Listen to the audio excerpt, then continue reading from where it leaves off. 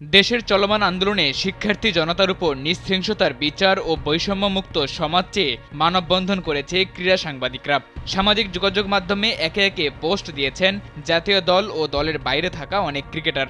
জুনিয়রদের পর এবার সামাজিক যোগাযোগ মাধ্যমে পোস্ট দিয়েছেন মাহমুদুল্লাহ রিয়াদ। সামাজিক যোগাযোগ মাধ্যমে মাহমুদুল্লাহ লিখেছেন, আমরা সবসময় ন্যায়ের পথেই আছি, থাকবো ইনশাল্লাহ। আমরা সবাই চাই ন্যায় বিচার হোক। দিন শেষে দেশটা আমাদের সবারই, আল্লাহ অবশ্যই ন্যায় বিচারক। সরাসরি শিক্ষার্থীদের পক্ষে কথা না বলাই যদিও মাহমুদুল্লাহর পোস্ট অনেকেই ভালোভাবে নেননি। পোস্টের কমেন্ট বক্সে অনেকেই সমালোচনা করেছেন।